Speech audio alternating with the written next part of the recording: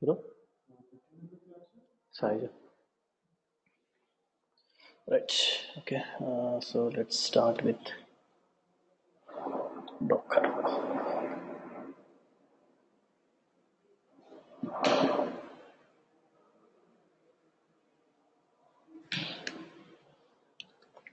Right.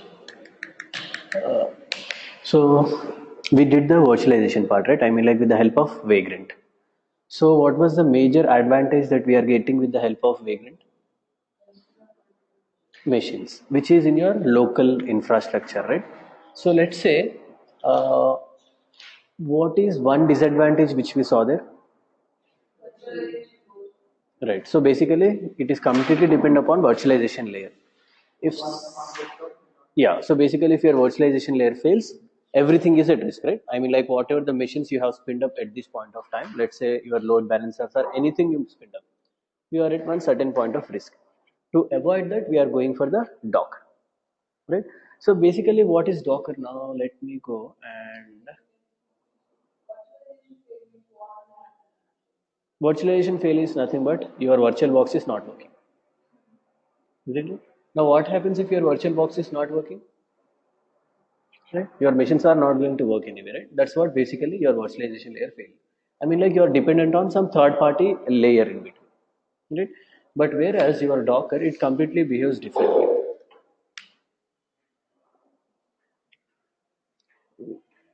Yeah. So what it says, Docker.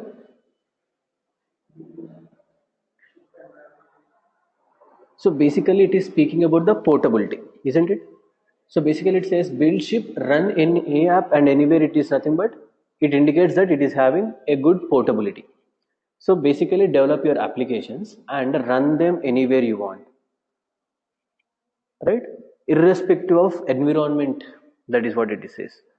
So it might be something like your Linux, Unix based, Red Hat based Linux, Ubuntu based Linux, anything you take. Docker is cross platform, like Vagrant, isn't it?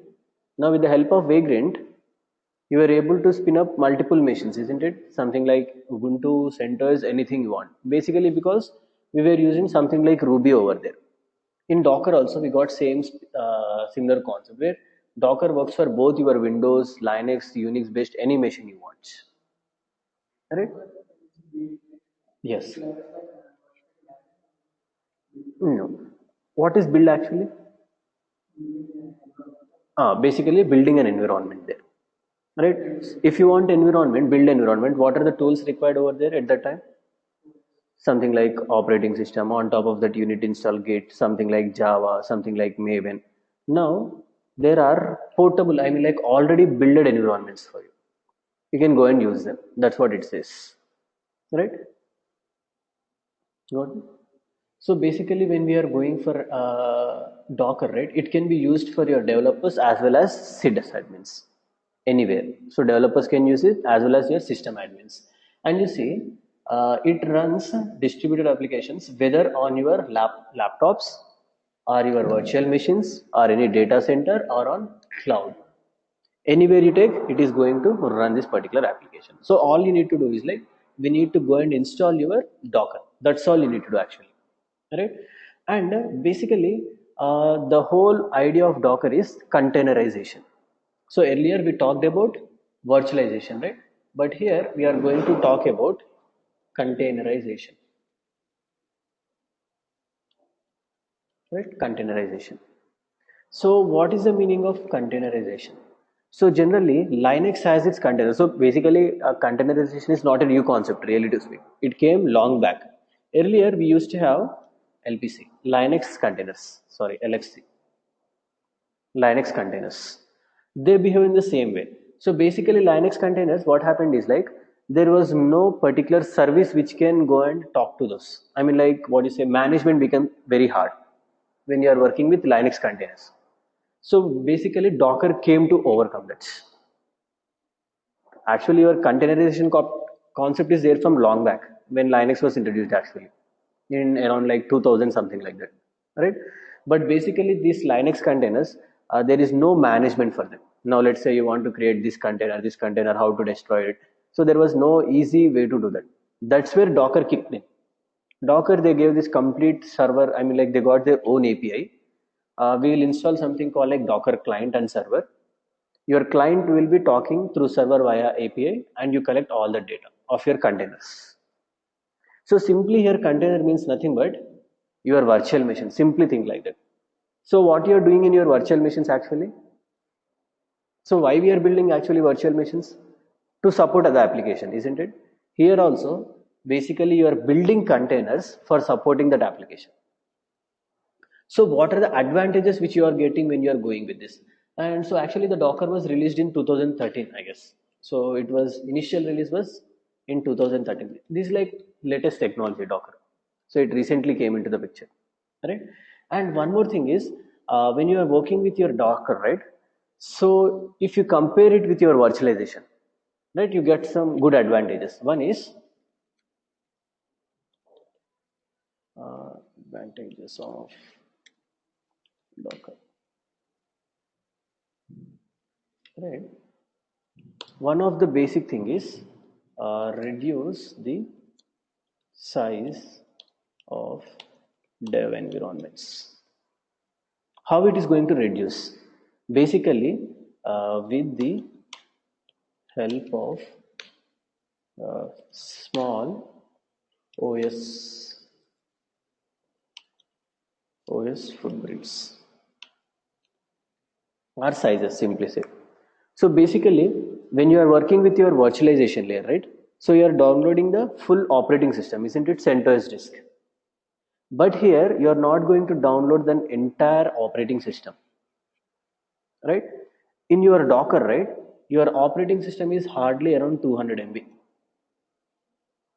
If you take something like, let's say, CentOS or Ubuntu, right? It is going to be hardly around something like 200 MB. And if you compare the same thing with your virtualization, what is it around? Very huge, right? Big operating systems. So if I take CentOS and Ubuntu,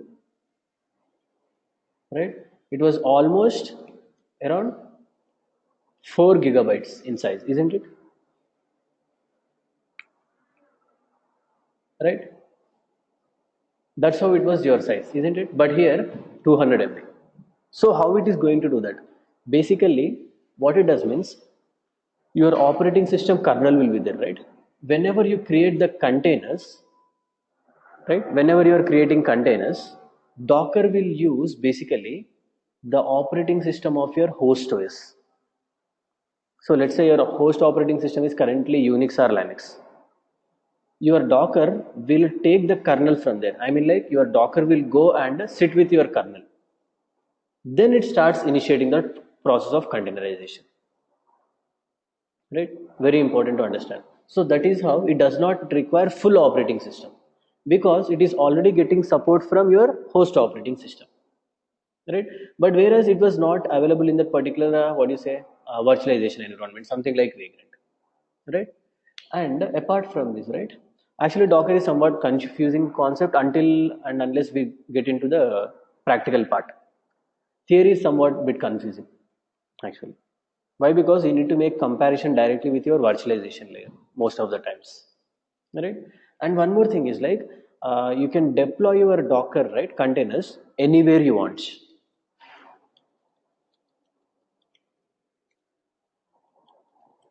Anywhere, like I told you, right, it can be something like virtual machines, cloud, physical VMs, anywhere you want, right? And your Docker containers are very lightweight,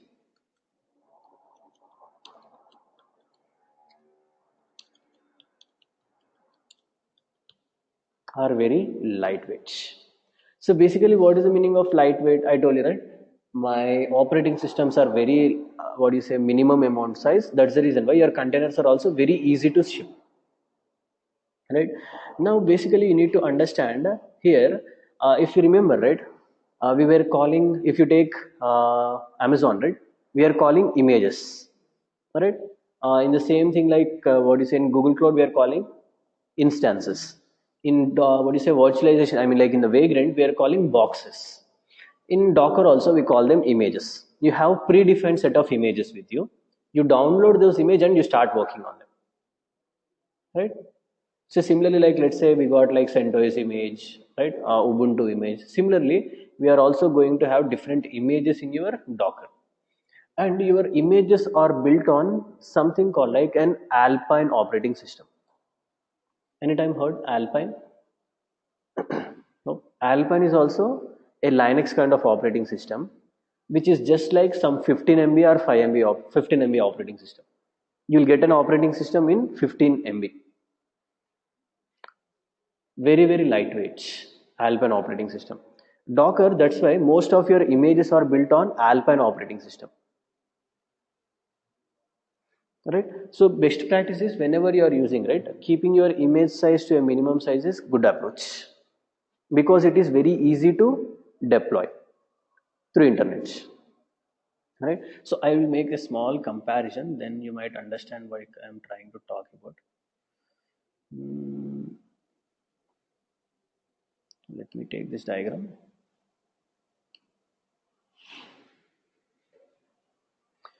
Can you tell me like how your virtualization layer was working actually? First, what you had? Yeah, okay, you got hardware. On top of hardware, what you had? Yep, you got your host operating system. Right? On top of host operating system, right? You got your virtualization layer. Right? On top of it, right? Let's say your guest VMs, right? Your guest machines.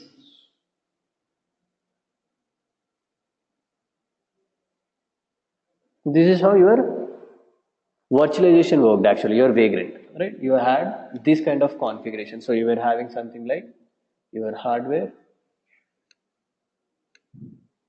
right? Followed by your host operating system, followed by your virtual box. Then you had your guest VMs, right?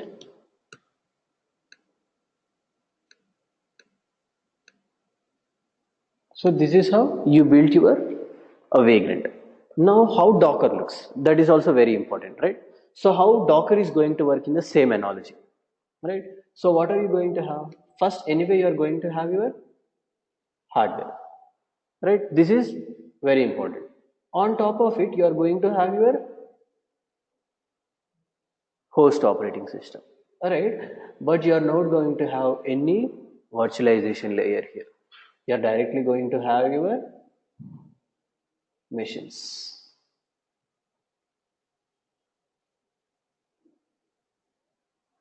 right? So how it goes is, let's say you got your hardware. Here what you have is host operating system plus your Docker service. So your Docker is going to sit along with your operating system. So why it is doing like that? Because it does not want to depend on third party. Until and unless your host operating system is down, your Docker is still working.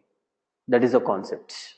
So why basically Docker they implemented with your Linux and Unix based kind of machines? Because they are very stable. They don't crash very easily, right? That's the reason why they went and they implemented with the help of Linux kind of operating systems. And on top of this, you are going to have your machines, right? So we generally call them containers. So let's say container one, right? Let's imagine this is container one. Then let's imagine this is your container three, right? And here containers are nothing but basically they are going to have only the libraries and the application which you have. So if I go and let's say I'll google it up for you, so you have like better videos to see there. So let's say VM versus container.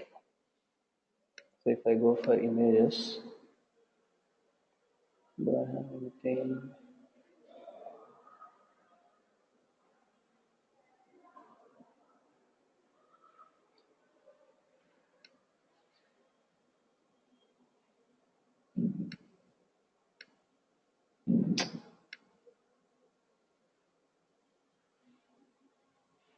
Right.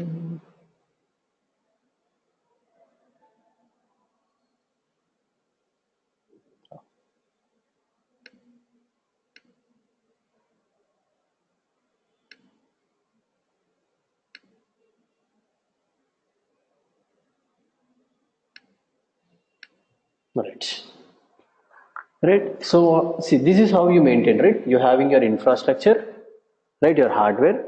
On top of that, you're having host operating system. Hypervisor is nothing but your what do you say? Virtual box here. Then you created your application. I mean, like your operating system. On top of that, you have your binaries and application, isn't it? This was the model which we did earlier. Now you see what was the part that is missing here? There is no, and there are no guest operating systems. Why we avoided this? Because these are very huge in size, isn't it? Right? And if your hypervisor fails, what happens? These three would be gone, isn't it? That's why they come up with your Docker. So what Docker is doing? It is basically giving you a Docker engine, right? This actually communicates with your operating system kernel, right? And it only specifically focuses on your application and their binaries, right? Now I'll tell you simple scenario. Let's tell me you need Nginx server, right? You need an Nginx server or Apache server to host one of your websites. How you will do the approach? What is the approach for that? Okay, tell me from the beginning, from the scratch. Okay, first you will install an operating system. You will install the Nginx. Yep, you will configure it and you will place your application data. That's 4 steps. And what is the what do you say? The step which requires lot of memory processing everything. What is that step? Your first step, right? Operating system. For Nginx, why you are doing this operating system? Basically for Nginx, isn't it? Only for the purpose of Nginx. But what Docker is saying, if you only need Nginx, why you want that 4 GB operating system? Right? All you need is an web server. For configuring that web server, why are you going for a huge operating system? That's how Docker started actually. It wants to give you isolated environment where Nginx can run without any operating system. I mean, like internally there is an operating system which is very very small in size. Okay, till here, right? So basically, you are not going to have your very very huge operating systems here. Simply, you are going to only have very very lightweight operating systems. Got it? I mean, like concept is clear. Why we are using Docker? So now let's say if you want to set up Tomcat, right? What you need actually? Java, Tomcat, right? These 3 steps are needed, right? Now what he is saying is like, I will give you a ready-made container. I mean, like an image first, basically. That image would have Tomcat. I would give you an image which would have Nginx. I would give you an image where Jenkins is available. So don't go and set up an operating entire system for that because it is very small process. Why do you want to consume everything? That's what Docker is saying. So what is the advantage you get with that? Yes, less amount of memory, less size, less time, right? If you want to go for your 4.5, you need to download huge thing. You need to start, you need to go, lots of steps are required. But whereas if you are going with Docker, everything is ready-madely available for you, right? And one more important thing. So you need to understand Docker in this perspective actually. Now let's say you develop your application is ready with you, and your application was completely built on Linux CentOS. Okay, you completely built your application on CentOS. Let's imagine that's a Java based application, Java web based application which was built on Linux. Now you are going to give the demo to your clients, right? Now your client says he is having completely a Unix based environment, or let's say Windows based environment. Now what are you going to do in this scenario?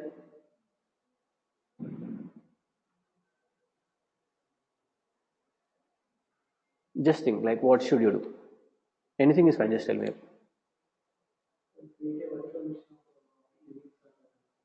Windows. Then you'll install everything like that is required. Then you'll take your source code. Then you start running there, which is very bad practice, right? Now, let's say generally if you're going for client, you should be like instantaneously able to set up and see them the output. That's all they need, right? They don't need all these things. That is where Docker powerful comes. I mean, like Docker powerful features comes into the picture. Now, what you do is like you will build your own images in such a way that if you start that image, right, your application starts. Now I told you Docker will work on every operating system. What you'll do, either it is your Windows based machine, Unix based machine, or any Linux based machine. You will pull the image which is there in your web and you'll start it over there. And that particular image would have everything there for you, all the prerequisites like Java installed, Git installed, Maven installed, Tomcat installed, your application up and running. Making sense? We need to set it up such a way. So by default it is not there, but by default Nginx image is there, by default Tomcat image is there, by default Java image is there. Like that you are going to generate your project images automatically, right? Once you go and start that image, your application is up and running. You don't need to do configuration and everything again and again. One command, that's it. With one command your application is up and running straight away. Got it? That is the concept which we are going to implement it up actually. Ready-made containers which can be shippable. So Docker, right? Containers. So basically why we use containers? To ship something, right? Here we are shipping your applications, application data, application binaries required. All this we are going to ship. That is what your Docker is meant to do actually. Got it? Concept clear? Why we are using Docker? Right? That is the major advantages which we get when we are going with the Docker, right? So let's see how you can go and set up your Docker. Very simple, very easy as well, right? So you can simply go to something called like get.docker.com. Get.docker.com, simple. This will give you a script file. You see, you need to go and install the script basically and say run that script. That's it. It will take care of it. So actually, it is for your all operating systems, either for CentOS, Ubuntu. It is a script file basically. It is going and executing that script. It's supported for Linux. So basically, for Linux and Unix only it is supported. For your Windows and these kind of operating systems, right? It will internally create one more operating system, a Linux operating system. Then it will install on top of it. It is by default it is not supported to Windows. So you need to go and install something called like Docker for Windows, a separate package that will give you Docker in your Windows machines. Right? Currently we are completely going with Linux. We'll see the same particular scenario. Right? So what I'll do, let me go and spin up one machine first. So let's go and install one machine.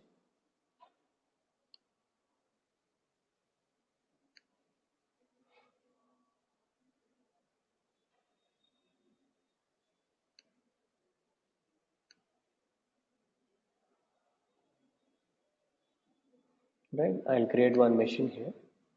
So let's say something like Docker, something like 5 p.m. And I'll go with your CentOS image inside of HTTP traffic. So let me go and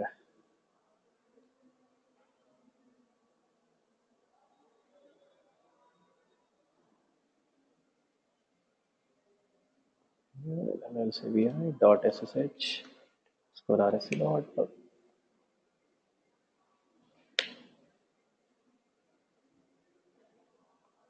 copy of this machine and I'll enter it up, right? So everything looks good.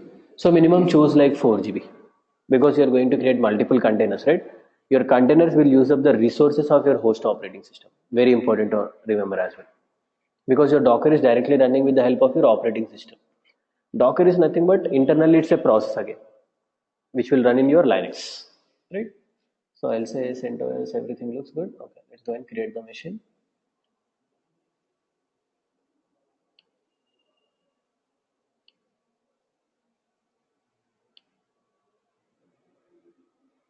So meanwhile, this machine is up. So generally Docker would be very, very helpful if you want to spin up your environments in dev and QA environments, right? Very, very easy. Within like span of seconds, your machines will be up and running if you are using Docker. Generally in production, they go with Chef, combination of Docker. They will go with multiple tools when it comes to the production grade. Right? Yeah. So let's say this machine is up, right? Let's go and try to connect to this machine.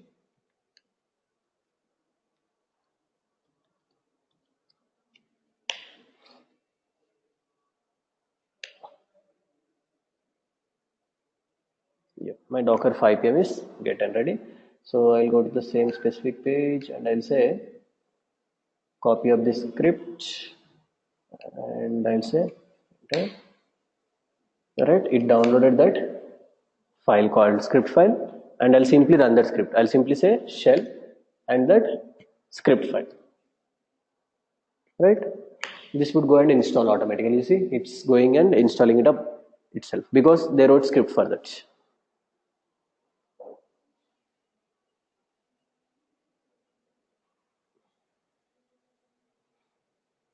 Right.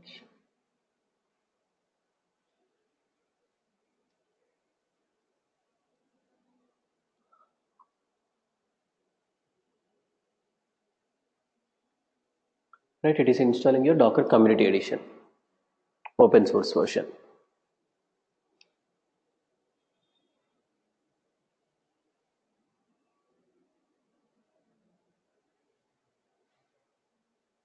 So this is also one of your service again. You need to go and start up your Docker to start working with your containers. So here you need to again understand images will come across any infrastructure tool you take.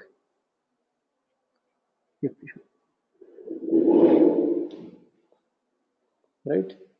So once my Docker is installed, right, now I need to go and start that specific Docker, right?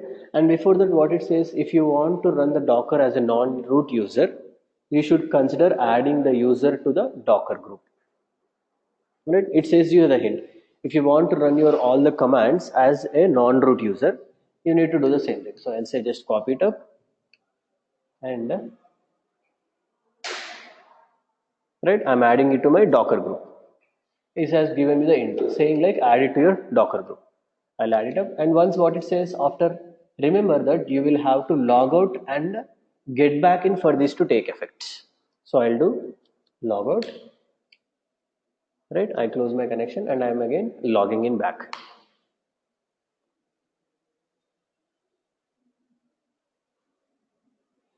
Right, now you need to go and start your Docker. Simply sudo systemctl start Docker, right? I'm starting the Docker. Yep, and I'll even enable the service as well. Right, and I enable the service as well. So I started up and I enable the service. Now once this is done, right, you will see Docker version. You see, it got both your client and server. So server is a particular thing which has your APIs, which will go and communicate with your particular image, right? So here, like I told you, right, Docker completely works on your concept of images, right? So what is the same concept in your Vagrant? Boxes. Where did you find those boxes? Something like Vagrant Cloud, right? You had that Vagrant Cloud, you all the boxes are hosted there. Similarly, in your Docker you got something called like Docker registry, right? Important terminology. The Docker registry is the place where all your Docker images are present. Docker registry, right? Now how you can go that? It is very simple. You just need to say hub.docker.com. This is where all your images are available.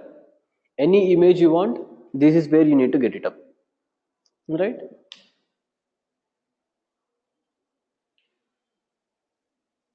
You see it says Docker Hub, dev and test pipeline automation, almost like 100,000 free apps, public and private registries. Public are open to everyone. Private is nothing but if you have your company's data and you want to keep it secreted, that is where you use private registries. Something like private repositories in your GitHub. The same concept as this. Right? Now, you can go and search this here. So basically, let's say you want to use something like, let's say you want to go and use something like CentOS image. Right? What I'll do? I'll go to search and I'll say CentOS image. You see, you have something called like official. Official, whenever you see official, that means it is an official package. If you don't see official, it's not an official package. Because you can build your own CentOS, I can build my own CentOS, you can build your own CentOS, right? But official is where you need to actually work on. Right? Let's say if you want something like Ubuntu.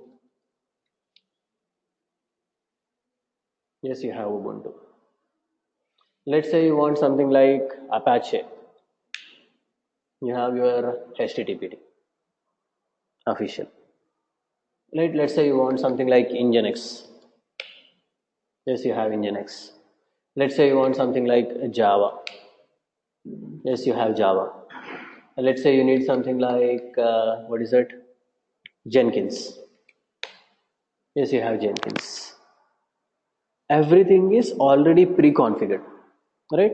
You don't need to do the configuration and again. That's what I'm trying to say.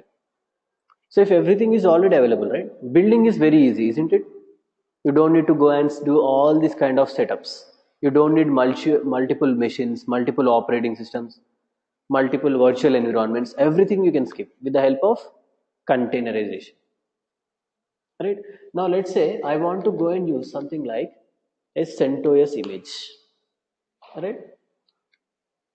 You see, if I click on this, it will give you the entire information how to use. So it says Docker 7 is what you should have, and it gives you like how this particular thing would work, right?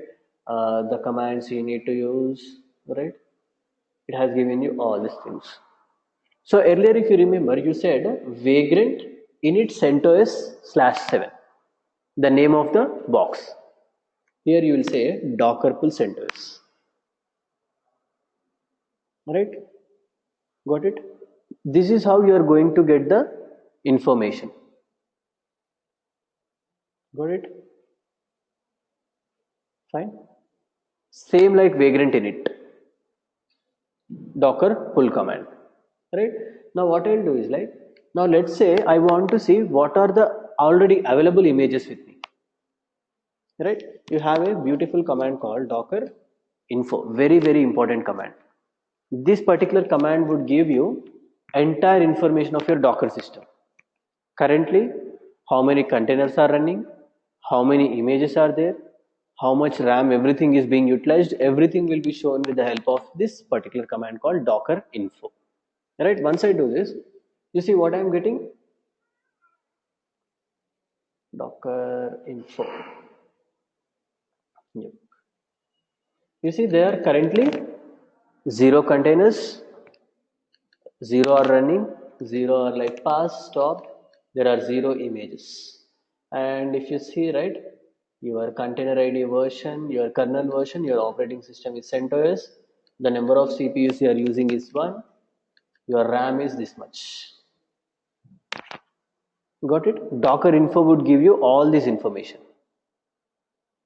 Right? Now you don't have any specific images with you, right? If you want image, you can do something like docker pull CentOS. Now if I say docker pull CentOS, right? Once I do this, you see what it says. It is trying to download that from your Docker Hub, Docker registry. Yep, it says downloaded the latest CentOS image. Now, if I go and run the same command again, docker info. Earlier it was 0 images, isn't it? Now, if I run the same particular command again, you see how many images I have right now? 1. Right? Now, you need to understand one basic thing here. Images and containers. Two different analogy. Right? So this is like very important thing to understand. So once you are clear with this, right, we can directly go ahead with the Docker right now. So you got two concepts. One is images, the second is containers. What are images? Images are basically your predefined classes, or let's say something like you have like any object oriented programming language idea. You have classes and objects, right? What is the purpose of class actually? Class is like blueprint, isn't it? It is a blueprint for creating objects. So basically what happens, objects will have the features of this class, isn't it? Right? Basically your images are like your classes. Right? Your images are like your classes. Your containers are going to be like objects. So whenever we are creating object, what is the meaning of creating an object? You are getting the features of that class. Right? So basically here, whenever you are creating a container, it means you are getting the features of that image. If your image is CentOS, right? If you are having one class, how many objects you can create? N, right? Many objects. Similarly, if you have one image, you can create multiple containers. Now you are having one CentOS image, but you can have multiple CentOS containers. Same like virtual machines. We are creating multiple virtual machines, isn't it? Something like Ubuntu, CentOS, Windows, right? Different. Here you are going to create something called like containers. Containers are very lightweight objects. They don't need huge processing and all these things. Right? Got the difference between containers? I mean like images. Images are like your classes, ready-made blueprints from which you will be creating your containers. So containers are going to have the features of your images. Your image is CentOS, your container will be a CentOS container. Got it clear till this point of time? Right. Now let's see how you can go and start your containers. Now I already have my CentOS image with me. Now let's see, I want to start the container called CentOS. See how fast your CentOS machine is going to be done. Now earlier, if you are working with Vagrant, how much time it took? At least like minutes, 2 or 3 minutes, right? You almost took like 2 or 3 minutes to get your machine up and running. Let's see how it works with the containers. So you can use a command called docker container to create your containers here, right? So I'll simply say docker, right?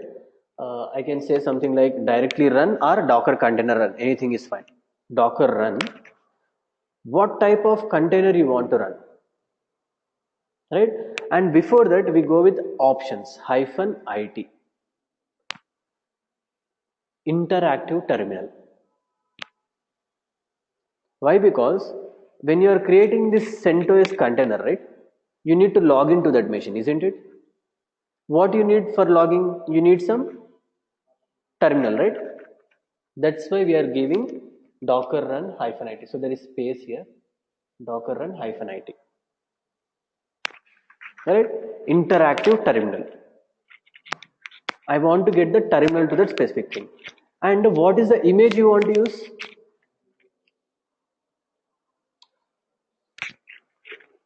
Right? And what type of bash you want? I mean like terminal. Right? I'll simply say I want bash.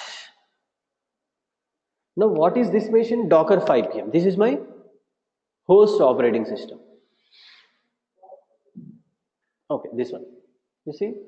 So I'm currently under the Docker 5pm machine, isn't it? Once I run this container, right? I'll be directly jumped into the CentOS container. See, just I'll run this command. Where I am currently? I am not in root at the rate something like 5pm. I am into some other machine. Now that is my CentOS machine actually. Yes, you have your CentOS machine. Did it took lot of time? It was instant, right? Just after running the command, your container is up and running. If I say cat slash etc os release,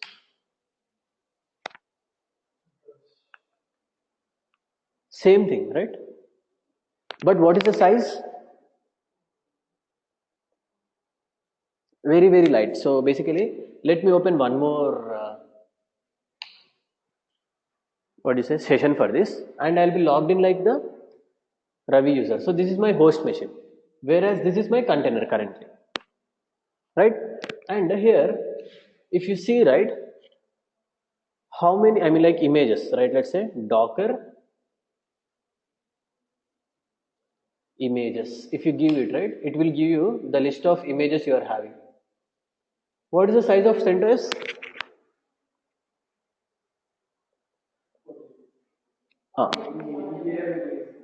Yeah, generally it was like around 4 gigabytes, but in here it was 197. Very lightweight. Why? Because it does not require kernel. It will use your host operating system kernel. Very important to remember. Right? And you see, every image would have a unique ID. Every image has some unique ID. Right? So you currently are in this specific thing. Right? And if I say ls, you see I have everything like what I do in my general CentOS based operating system. Making sense? Now if I exit from this, now how you can know like if your container is running or not? So you have a command called docker ps. You see, you have a container. This is image, this is container. Differentiate. So this is your images, but whereas these are your containers, right? And you have run this specific container. It was started around like 2 minutes ago, and it has something like a specific name. The name is randomly generated, right? And you see, you are currently running CentOS. Now, let's say I'll exit from this container. I'll say exit.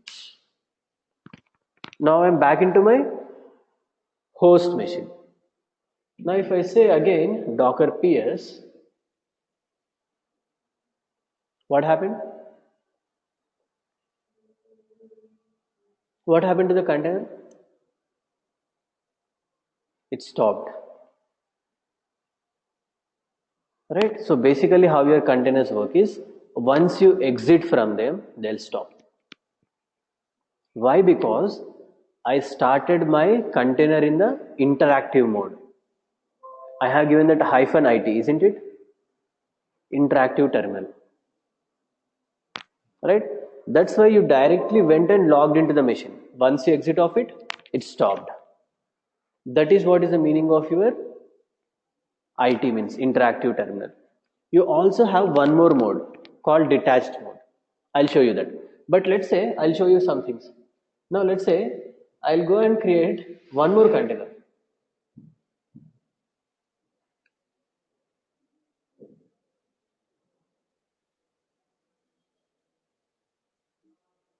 Right? I'm going to run one more container right now. Right? And I logged into this container again. Right? So generally, when you say something like top command, what it generally gives you? Yeah, what are the process which are running, how much, all this information, right? What it says, there are like lots of things running in the backend, and there are like around 84 tasks, and all this is being done, right? Now, I'll do the same concept in my, this is not my operating system. What is this? Container. This is not my host operating system. And I'll say top. What are you getting? Is anything started here? No. Only two things are running. One is bash, which you mentioned, the top, which I mentioned.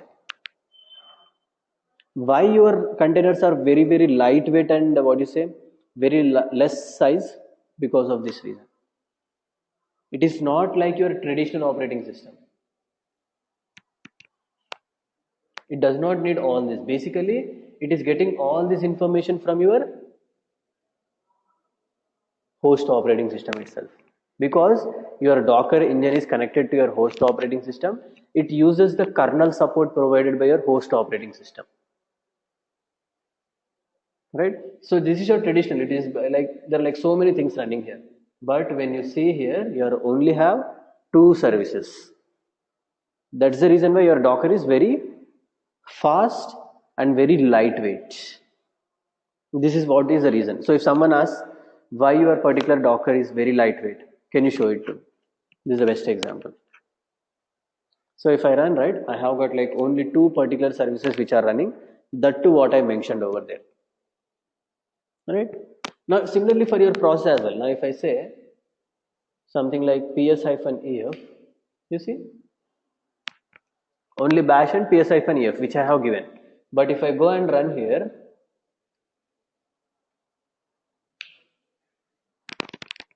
lots of things running in the backend. Do I need all of those? No. That's what your containers are built on. That is what is the major factor why your containers are very lightweight, very easy to ship. Got it? Very important thing to understand in Docker. Alright? Now let's say what happens whenever I exit with this? It stops, right? Now if I say exit, it stopped. Now if I say Docker ps here,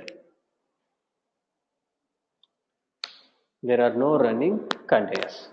But if you want to see the history, ps-a,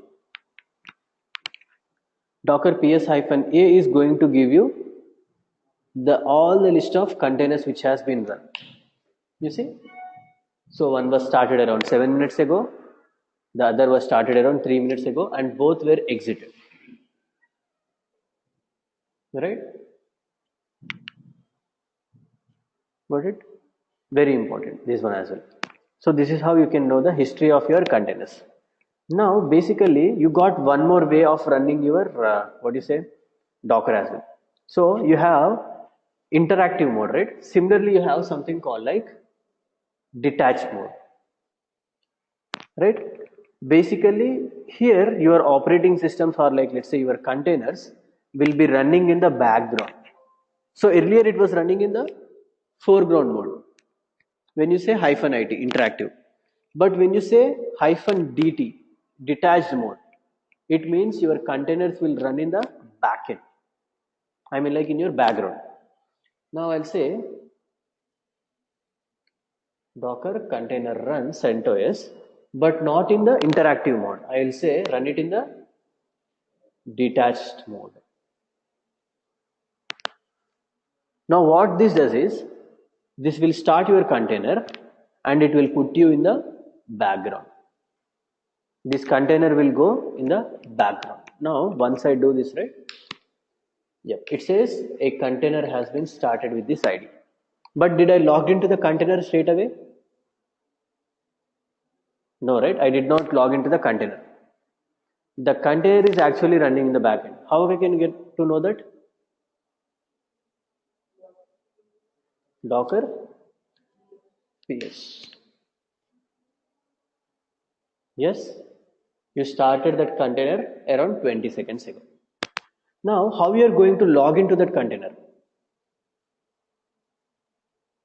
right? You need to execute a command called docker execute.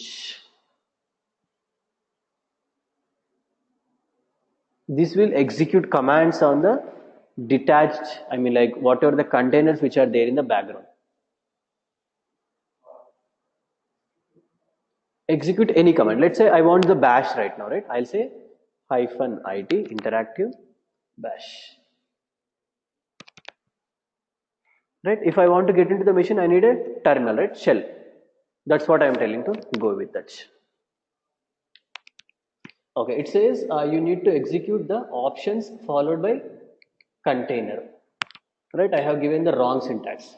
So what I'll do is like, so I'll say execute -it docker execute. So I need to give my container ID. So what is the container which I started actually?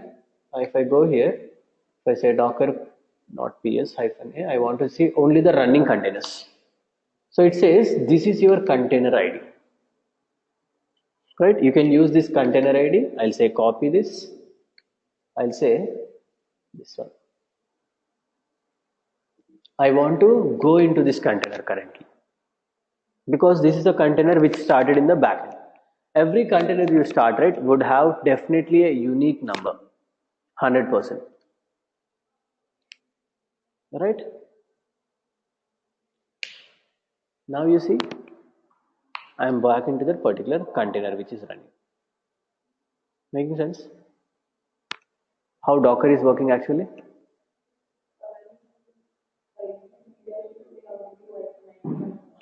That's what, right? Interactive terminal. You want interactive terminal to talk to the doc container. That's the reason why you give -it. Now if you exit, right, it will not stop. Making sense? That's how this works.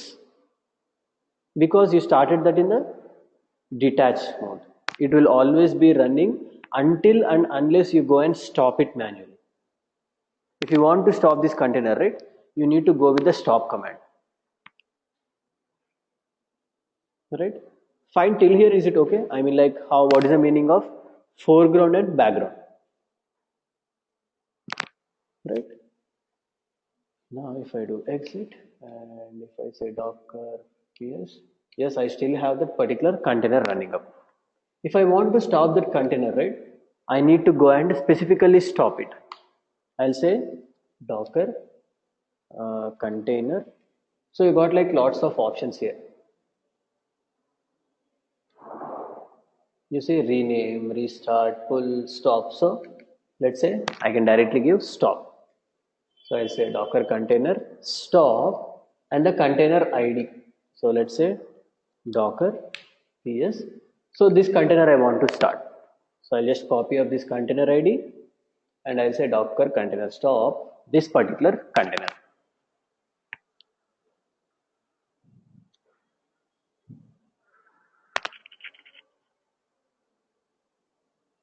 Right?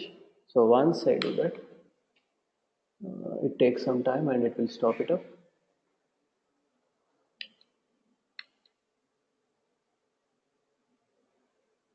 Yep. It got and in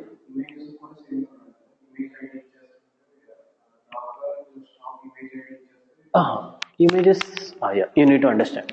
So images ki containers ki chala difference ఉంది. Images ni మీరు start చేయడం stop చేయడం చేయలేరు. You can only download images. Docker image rm. Yes, you can remove the images, but you cannot start the images. Images are like your classes, right? You don't put any data in your class. What you do, you always give it through objects, right? So that's what you're doing with the containers. Only with the help of containers you are going to spin up the machines, do some work, destroy them, keep it away. Clear? Fine. I think like I'll stop it here today. It is like somewhat typical topic. So what I want you to do is like just give some reading on Docker. I mean like, did you get the background idea of Docker actually, why we are using Docker? Right?